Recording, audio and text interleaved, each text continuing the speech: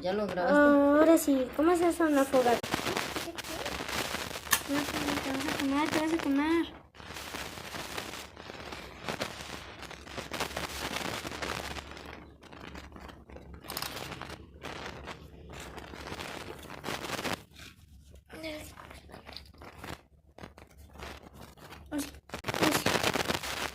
Otra vez, eso es.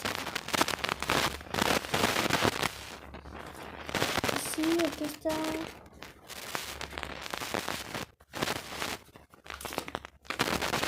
¿Se va a quemar ese papel? No sé.